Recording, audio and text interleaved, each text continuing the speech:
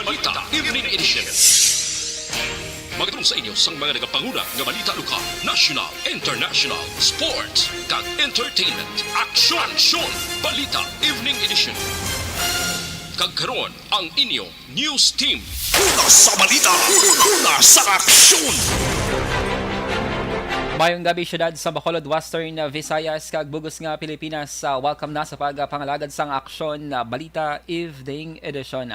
Karon nga daw Webes, Abril 21 tuig 2022. Ako ang inyong atag balita, Aksyon Dale Salazar. Una sa balita, una sa aksyon. Para sa mga headlines, una kita sa mga balita lokal. Lacson may reaksyon sa pag-endorso ni Duterte kay Orola sa pagka-gobernador. Senior citizen patay matapos sa dalahig sa pagbungguanay sa ambulansya kag pribado nga salakyan sa syudad sang Talisay. Sa balita national, kampo ni Aika Robredo nagdangop na sa NBI para mausisa ang peke nga sex video.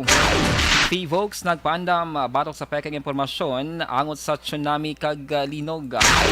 Detalye sa mga balita lokal pagkatapos gid lamang sini.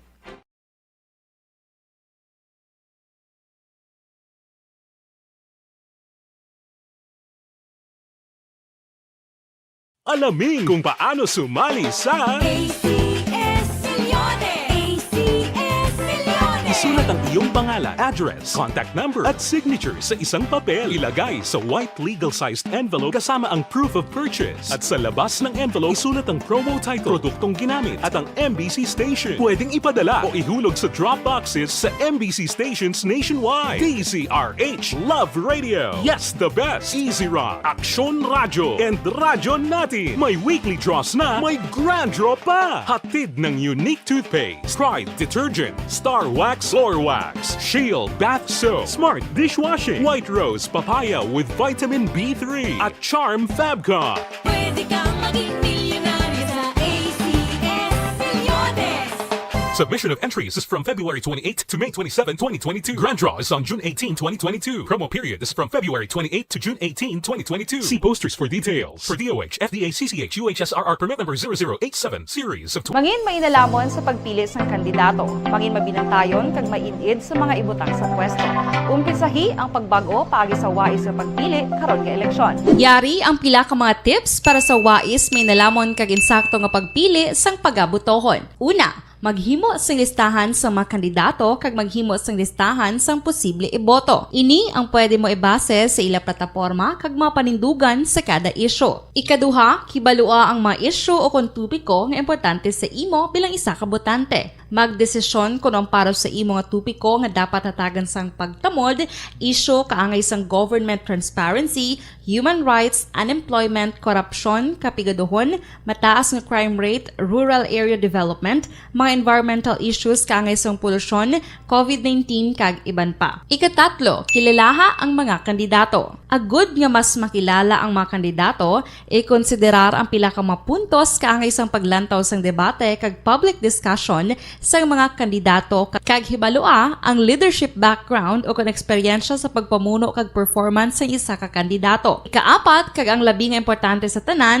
magboto. Mauyang lamang ang tanan mga ginhimo nga preparasyon kung hindi ka magboto sa maabot nga eleksyon. Dumduma ang mga kaaksyon. Ang pagboto ang isa ka kinamatarong. Hindi pag-uyanga kay sa kada boto mo, dako sini ang dala nga pagbago. Itama ang boto, iboto ang tama. Para sa action tips, ini naman sa Aksyon Dorel Cabato. Sa din ka manyabahin sang Pinas, labuton ka sa among balita kag serbisyo. Sama-sama tayo, Pilipino. Una sa balita, una sa aksyon, sa Bacolod, Aksyon Radio. The Candidates Forum. The Candidates Forum. Hibaluon ang mga plataporma di gobyerno. Usisaon ang nahimuan kag inagihan sa mga politiko. Patpaton ang mga proyekto nga ila ginaplano.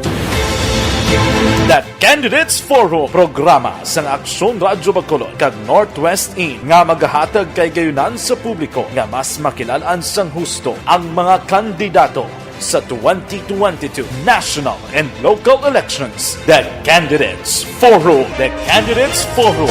Hosted by Aksyon Boy Duran with guest panelist Aksyon Fred Salanga, Aksyon Rex Cantong, aksyon. Art Tayupon, aksyon.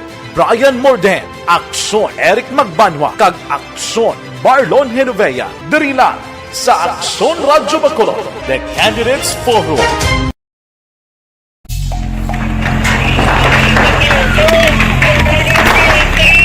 Presyara tayo! Presyara!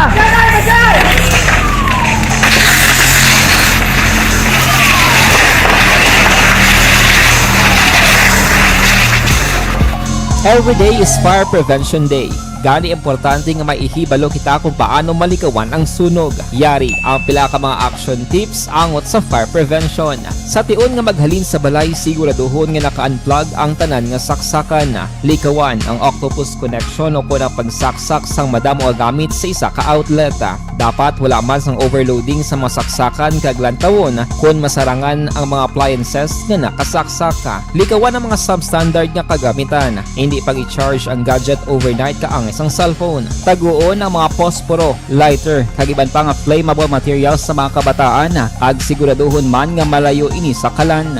Siguraduhon man nga wala nagalik ang inyong LPG. Sa isa ka business establishment, dapat mayara sang fire extinguisher kag dapat nakahibalo ang tanan sa pag-usar sini. Hibaloon man ang expiration date sang fire extinguisher kag i-refill kung expired na. Magpreparar sang fire exit plan lagi pa diri ang emergency exit o kung ang lugar nga wala sang harang nga pwede guwaan sa tiun sang sunog. Dapat nakasave sa inyong mga cellphone ang mga emergency numbers nga pwede tawagan sa tiun sang emerhensya. Kung nagakalayo ang imong lawas, himuon ang stop, drop, kag roll. Para malikawan ang sunog, nagakinahanglan ini sang partisipasyon sang publiko. Kung nakahanda kita sa mga kalamidad, dapat preparado man kita sa sunog. Ini sa Action Daily Salazar para sa action tips nga nagapahanumdom nga maghalong sa tanan nga tiun.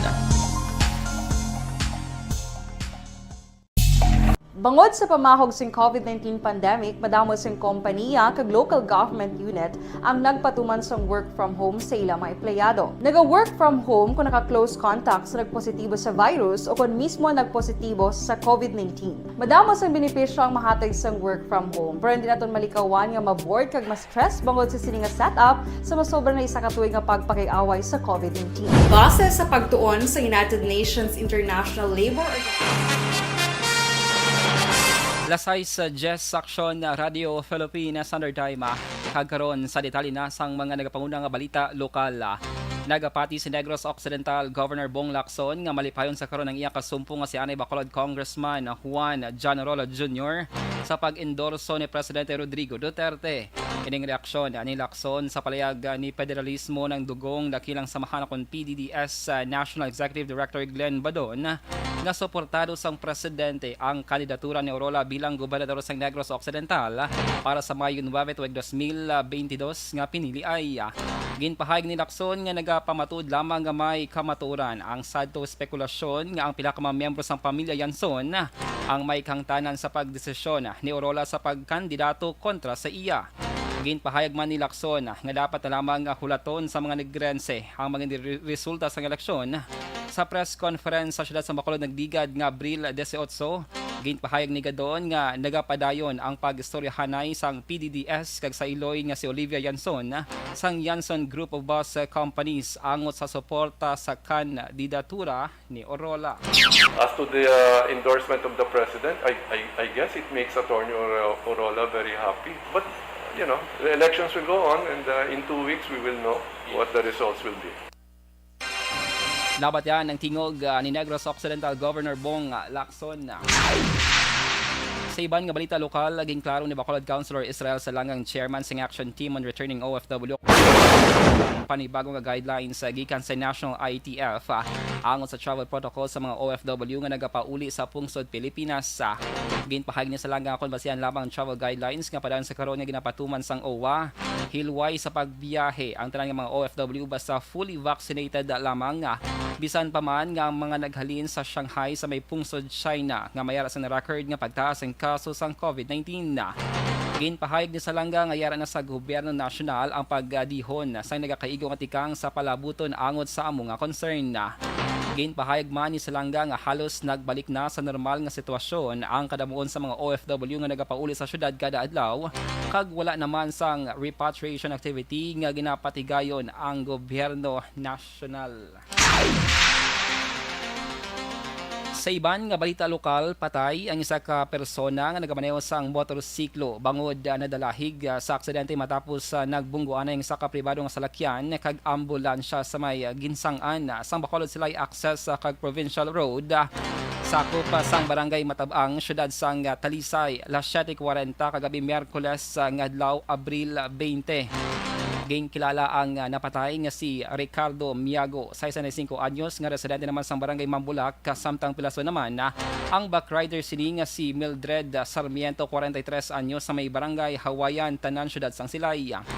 Ginpahayag ni Police Master Sergeant Jade De La Cruz, ang investigador sa Talisay PNP, nagbungguan sa intersection ang ginamaneho nga Innova nga salakyan ni Junel Suko, 43 anyos, residente sa barangay Estefania, kag ang ambulansya sang syudad sang Talisay nga ginamaneho naman ni Warlito Bascones, 41, residente sa barangay Concepcion na syudad sang Talisay. Ginpahayag ni De La Cruz nga gikan na norte padulong sur ang direksyon ni Suko, samtang east padulong west naman ang direksyon ni Bascodes, bangon madulong sang sakay sini nga pasyente sa may Talisay City Health Center. Samtang Sanday Miago naman kag Sarmiento ang nagapundo sa may intersection kag nagahulat nga makatabok padulong sa may barangay Matabang sang natumba ang ambulansya bangon sa aksidente kag naigo sila. Sanday Suko kag Bascones ang temporaro karon nga ginkustodiya sa may Talisay PNP. Rabot dira sa intersection, insidente nga nagbungguan na ini ang duwang salakyan. Bunggo sang salakyan sa ulo nga porsyon sang Toyota Innova, nabungguan niya ini ang nalikod nga tuo nga porsyon sang ambulance. Rason nga nagwaslik ang ambulance, tapos naigo ya ini ang isa ka nga motorsiklo nga nakapundo sa Provincial Road. Nabatihan si Police Master Sergeant J. De La Cruz sang Talisay PNP. Sa duga pang balita lokal, ginpasiguro sa mga opisyal sa Negros Occidental Police Provincial Office o konokpo nga COVID-19 free ang tanang mga kapulisan sa probinsya antes nga i-deploy sa mga voting centers sa mabot nga Mayo 9 nga eleksyon. Ginpahayag ni Nokpo PIO Police Lieutenant Abigail Dunasco nga sa datos sang Nokpo na petsahan na tubtob Abril 19. Hilway sa COVID-19 ang 2,433 ka mga PNP personnel kag ginapreparar na para magbantay sa 698 ka mga voting centers sa Negros Occidental. Samtang iban ang ginahanda naman na good mangin miyembro sang Quick Reaction Team sa panahon sang eleksyon. Ginpahayag ba ni Dunasco nga handom sang kapulisan sa probinsya ang matawhay kag patas nga eleksyon sa Mayo tuig 2022. Currently, we have 0 cases po. Wala po tayong cases as of this moment. And on our vaccination status, out of the 2,433 PPO personnel, this includes our NUPs, only 6 personnel were left unvaccinated. Nabatian si Lieutenant Abigail Dunasco ang spokesperson sang Nokpo. Sa katapusan nga balita lokal, duha ka mga gulong ginatutukan sa kapulisan sa pagluthang si isa ka basurero sang Miyerkules sang gabi sa may Margarita Extension Barangay 40 Syudad sang Bacolod. Ginpahayag ni Police Station 6 Commander Police Major Leo Estopa nga personal nga away ang nagapangunang motibo sa pagtiro sa biktima. Naging klala kay John Irish Chiva, 42 anyos. May mga report man nga nabato ng kapulisan nga may mga kontra si Chiva sa merkado. Ginpahayag ni Estopa nga involvado man sa si Chiva sa pagbaliga sa illegal nga droga bangod tuig 2018 sa nadakpan siya sa buy-bust operation. Nagapangita sa karon ng kapulisan sang saksi nga makabulig sa investigasyon sang pulis ilabi na sa pagkilala sa suspect nga nagsakay sa motorsiklo. Nagatingwa man ang police station number 6 nga makakuha sang kopya sa mga CCTV footage sa palibot sang crime scene nga mahimo makabulig kilala sang suspect. Sa karon, padayon nga ginabulong si Chiva sa may Bacolod Adventist Medical Center matapos makaangkon sang pilas sa walang agtang tuga sang pagluthang. Una sa balita, una sa aksyon! Action Radio Philippine Standard Time, las 6:17 TTX 500 capsule mga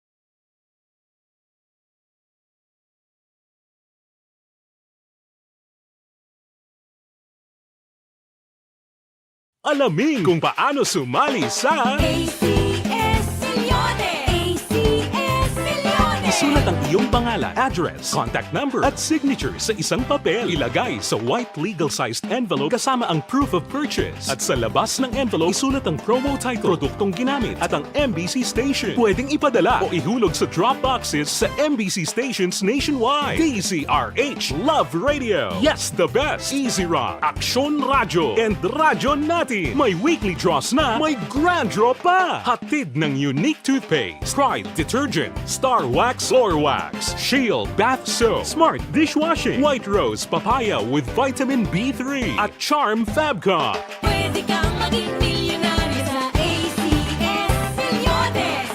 Submission of entries is from February 28 to May 27, 2022. Grand draw is on June 18, 2022. Promo period is from February 28 to June 18, 2022. See posters for details. For DOH, FDA, CCH, UHSRR permit number 0087, series of... Mangin mainalamon sa pagpili ng kandidato. Mangin mabinantayon kag maidid sa mga ibutang sa pwesto.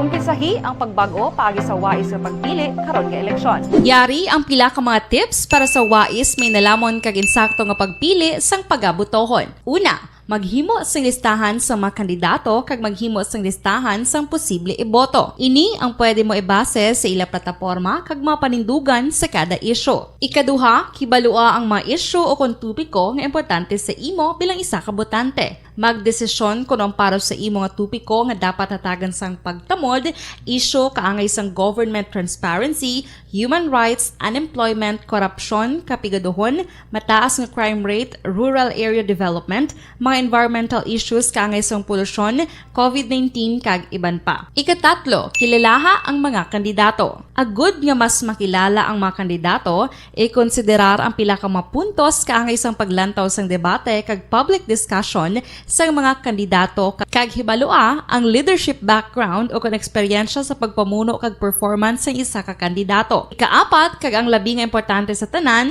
magboto. Mauyang lamang ang tanan mga ginhimo nga preparasyon kung hindi ka magboto sa maabot nga eleksyon.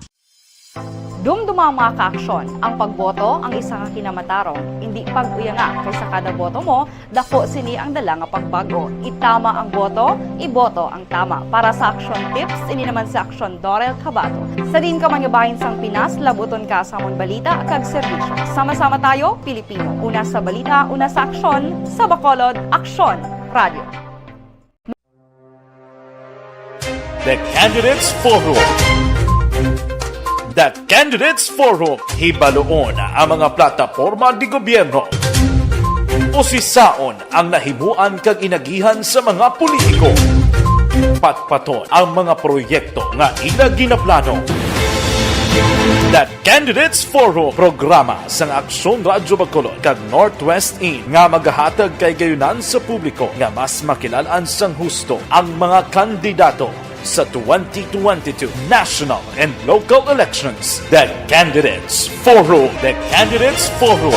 Hosted by Aksyon Boy Duran with guest panelists Aksyon Fred Salanga, Aksyon Rex Cantong, Aksyon Art Tayhupon, Aksyon Brian Morden, Aksyon Eric Magbanwa, kag Aksyon Marlon Genovea. Diri lang sa Aksyon Radyo Bacolod. The Candidates Forum.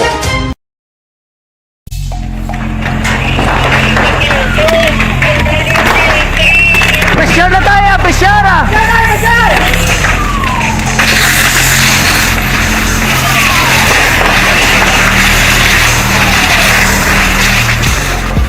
Every day is Fire Prevention Day. Gani importante nga maihibalo kita kung paano malikawan ang sunog. Yari ang pila ka mga action tips angot sa fire prevention. Sa tion nga maghalin sa balay, siguraduhon nga naka-unplug ang tanan nga saksakan.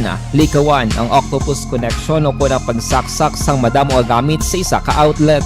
Dapat wala man sang overloading sa mga saksakan kag lantawon kung masarangan ang mga appliances nga nakasaksaka. Likawan ang mga substandard nga kagamitan. Hindi pag i-charge ang gadget overnight kaangay ang isang cellphone. Taguon ang mga posporo, lighter, kag iban pa nga flammable materials sa mga kabataan ag siguraduhon man nga malayo ini sa kalan. Siguraduhon man nga wala nagalik ang inyong LPG. Sa isa ka business establishment, dapat mayara sang fire extinguisher kag dapat nakahibalo ang tanan sa pag-usar sini. Hibaloon man ang expiration date sang fire extinguisher kag i-refill kung expired na. Magpreparar sang fire exit plan lagi padiri ang emergency exit o kung ang lugar nga wala sang harang nga pwede guaan sa tiun sang sunog. Dapat nakasave sa inyong mga cellphone ang mga emergency numbers nga pwede tawagan sa tiun sang emerhensya. Kung nagakalayong imong alawas, himuon ang stop, drop kag roll para malikawan ang sunog nagakinahanglan ini sang partisipasyon sang publiko. Kung nakahanda kita sa mga kalamidad,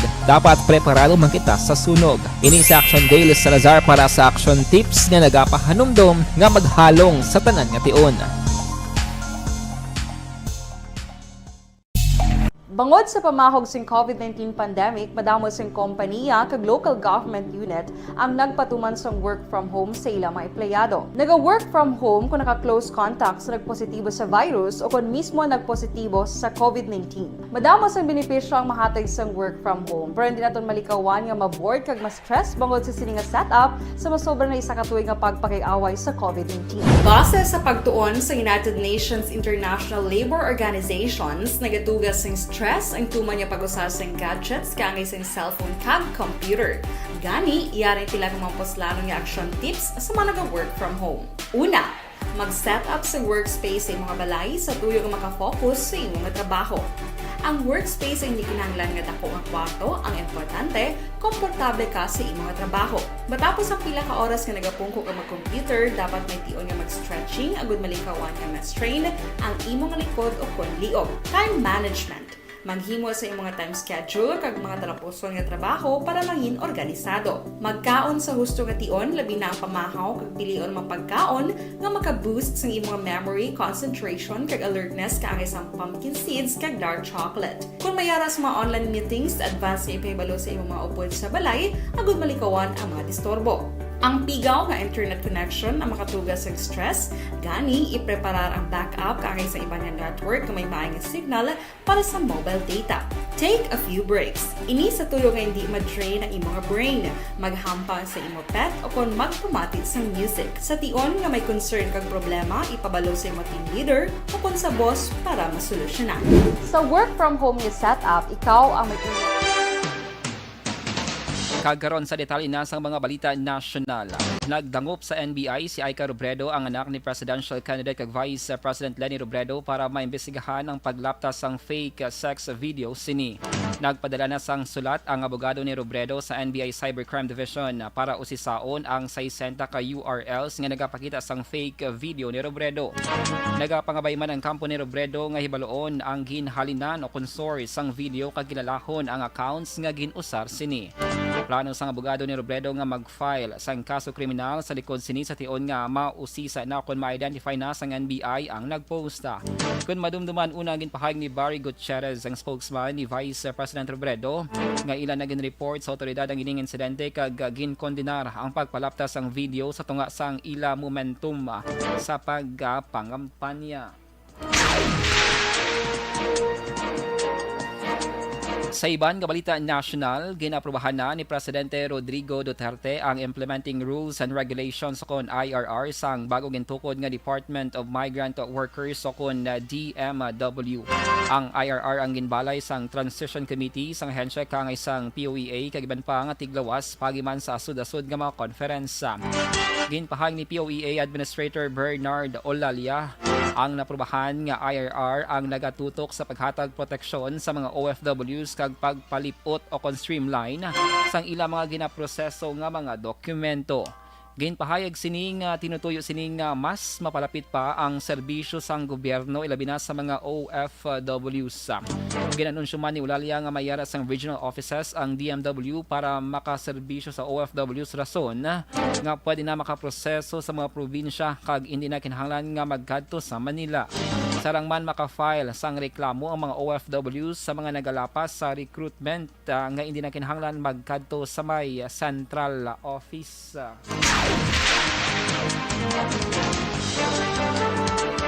Sa iban pang balita national, nagpaandam ang FIVOC subong adlaw sa publiko batok sa mga peking impormasyon nga nagalapta sa social media sites ang sa posible high magnitude nga linog sa may Cagayan de Oro kag Taguloan River. Eding pandam sang FIVOC matapos nakabaton sang report nga may pila ka mga tawo nga nagapalapta sang salang impormasyon kag gin-quote ang regional director sa posible mabaskog nga linog bangod sa active fault line sa nasambit nga lugar. Nagpandaman ang ahensya sa salang impormasyon angot sa 7.2 magnitude nga linog nga posible magresulta sa tsunami kag dapat magpangita na ang publiko sang posible evacuation route. Nagapanawagan ng FIVOC sa publiko nga unta to na ang pagpalaptas sang sala nga impormasyon sa mga social media sites. Ginapangabay man ang publiko nga magbisita sa official DOST FIVOC website kag social media accounts para sa dugang nga mga impormasyon.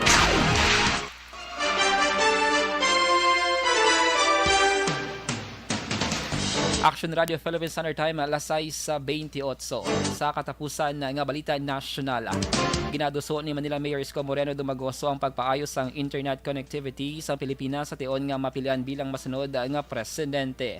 Suno kay Moreno, importante nga mapaayo ang internet bandwidth sang pungsod nga requirement para mabuligan ang sektor sa edukasyon nga ginapaabot maglawig pang pagpatuman sang distance learning. Ginpahayag sang alkalde sang Manila nga ini nga inisyatibo ang ginapatuman na sa Manila sa diin ang mga estudyante ang ginahatagan sang mobile data location sang city government. Plano man ni Moreno nga pasangkaron pa ang digital infrastructure sang pungsod para suportahan ang mga industriya nga nagasalig sa internet connectivity. Ginpahayag man ni Moreno nga maga-partner ini sa private sector para magtukod kag makumpleto ang national fiber backbone nga maga-connect sa tanan nga bulutuan, opisina sang gobyerno, law enforcement, COMELEC kag iban pa. Una sa balita, una sa aksyon. Action Radio Philippines Standard Time alas 6:30. Inyo nabatian ang kabugusan nga mga balita sa Action Balita Evening Edition. Karon nga daw Webes, Abril 21, 2022. Sa liwat, ako ang inyong atag balita Action Dale Salazar. Mga ka-aksyon sa din ka man sa Pinas, laboton ka sang amon balita kag serbisyo. Sama-sama tayo Pilipino, una sa balita, una sa aksyon, sa Bacolod Action Radio. Action Radio!